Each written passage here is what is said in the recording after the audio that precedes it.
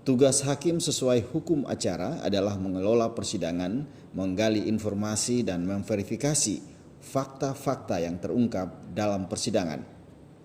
Masalah ini disampaikan Wakil Ketua Bidang Kajian Hukum dan Perundang-undangan Dewan Pimpinan Nasional Peradi, Dr. Fahri Bahmid.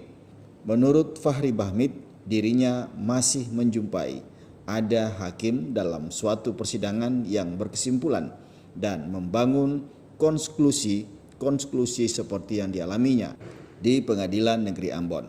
Atas kejadian yang dialaminya itu, Wakil Ketua Bidang Kajian Hukum dan Perundang-undangan Dewan Pimpinan Nasional Peradi Dr. Fahri Bahmid akan melaporkan ke Komisi Yudisial dan Badan Pengawasan. Satu konklusi yang sebenarnya dari sisi hukum acara itu dilarang, gitu ya. Hakim itu sebenarnya cuma hanya cukup mengelola persidangan, menanyakan saksi, informasi, memverifikasi fakta-fakta yang terungkap dalam persidangan, karena saksi itu telah disumpah. Kalau saksi telah disumpah, ya, jadi harus dianggap sebagai satu alat bukti yang sempurna.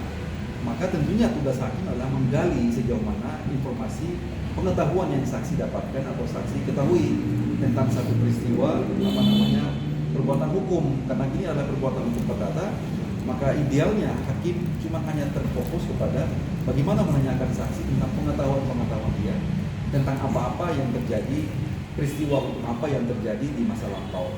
Nah, tapi yang terjadi hari ini adalah kami menemukan bahwa majelis hakim berkesimpulan membangun konklusi misalnya karena perkara ini berkaitan dengan ada jual beli yang hemat kita adalah perbuatan yang sifatnya melawan hukum.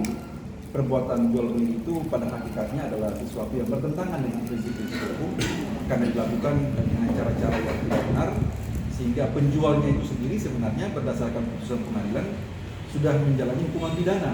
Jadi sebenarnya peristiwa hukum ini kan sudah sempurna. Dirinya mengharapkan hakim dalam menjalankan tugasnya harus sesuai dengan kaidah-kaidah yang berlaku sehingga menghadirkan proses persidangan yang fair.